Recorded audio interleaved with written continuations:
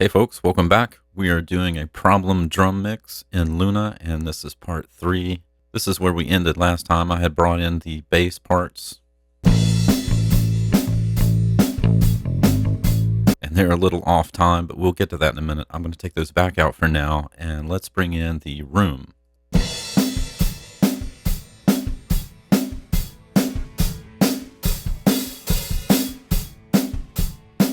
Okay, I'm going to go ahead and put tape on there. And I personally like to smash the room with an 1176, so that's what I'm going to do with the blue stripe. And I'm sure everyone here knows the old trick of pushing all the buttons in, and that's what I'm going to do. I'm going to shift, hold down the top button, and that's everybody in. I'm going to solo this for a second.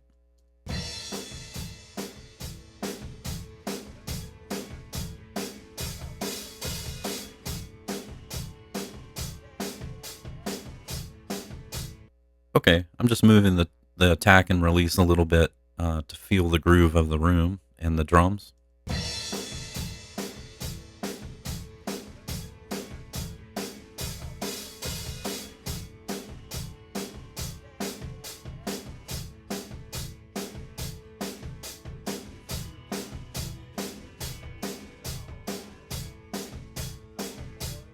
I'm going to take that in and out and try to match the volume.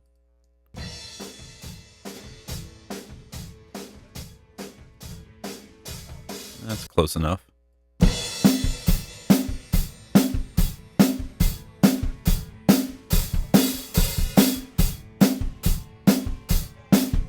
And obviously you can hear there's a live band playing in the room with this, and that's fine. It gives a little atmosphere.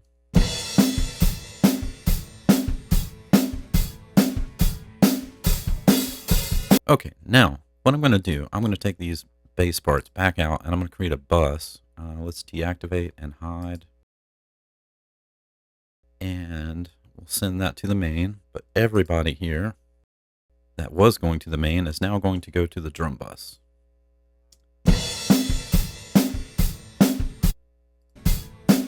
One of the great things about Luna, and the reason we all use it most likely, is because of the summing and the extensions that come with it. So I'm going to try out the API and the Neve and see which one I like better.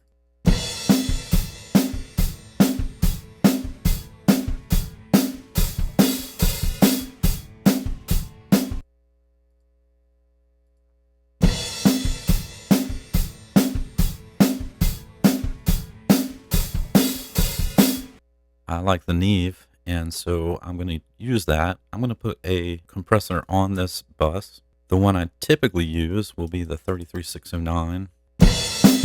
Oh, let's pull the gain down first.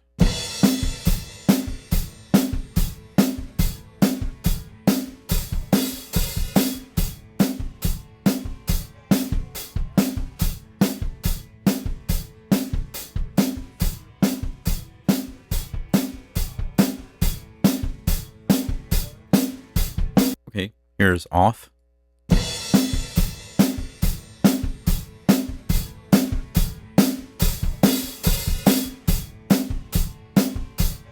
That's a tiny bit louder, but I think we can all deal with that. The reason I'm sending this to a bus and then this bus is going to a main is because I'm about to do some, let me change the color of this.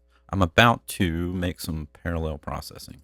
First thing I'm going to do is put a reverb on here for the snare. So we'll call it snare verb. I'm going to continue with Neve summing. And let's use maybe a pure plate.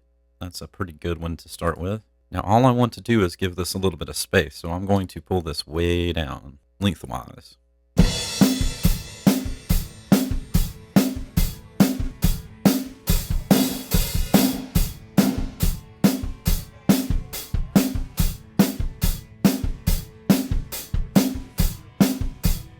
That seems a bit boomy, so I'm going to pull the low cut up to about 180.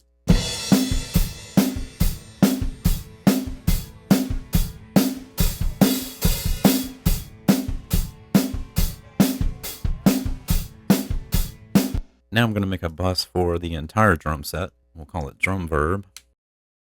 And what I'm going to do, I'm going to, in this case, I'm just going to take a bus off of the full drum bus. I'm going to take a send off of the drum bus to this reverb. And we'll just take a guess here on maybe a 224. The default is fine. I'm just going to mess with some of the reverb time as we go through this, and we'll pull it in.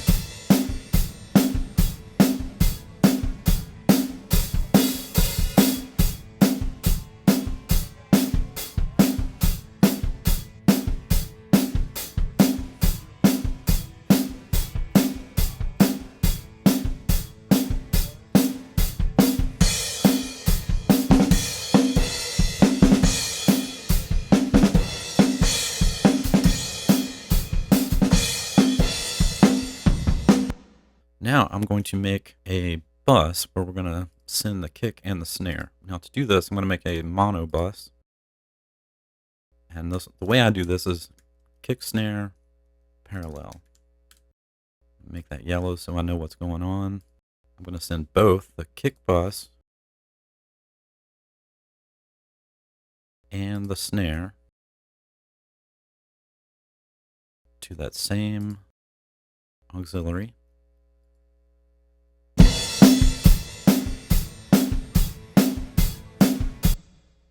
We're going to compress this with, let's use the DBX. I'm going to put these in pre-fader so I can just listen to this channel.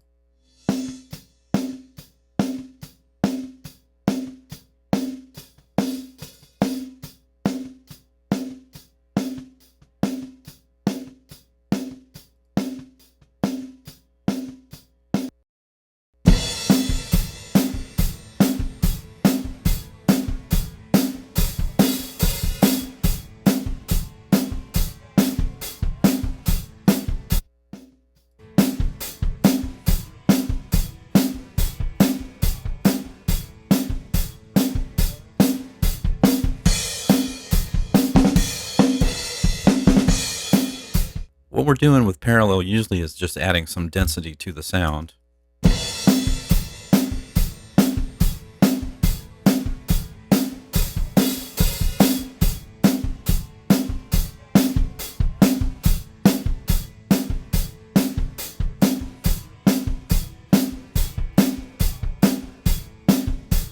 Okay.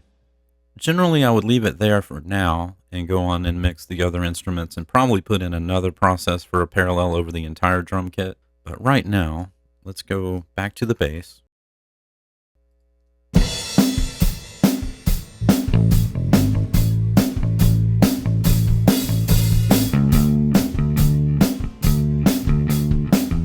Okay, and now I'm going to go to the bass track where we started. We're going to take a look at fixing something here. On the bass tracks, I'm going to zoom in a bit, and we notice that there is a problem with this timing right here.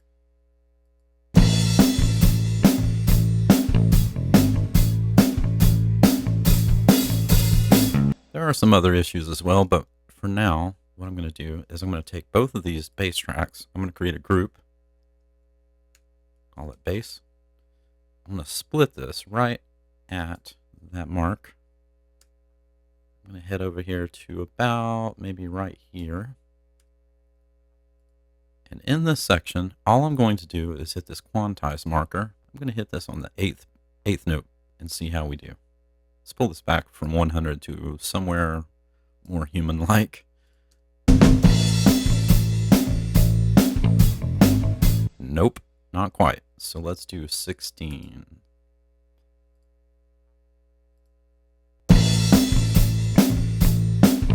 Nope.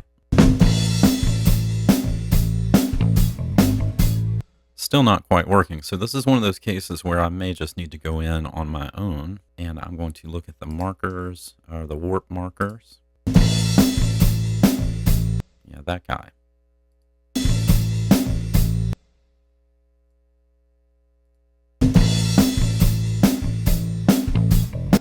That guy is way too late.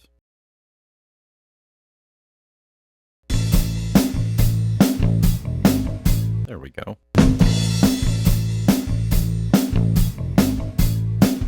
Now, Let's listen to the whole thing in context.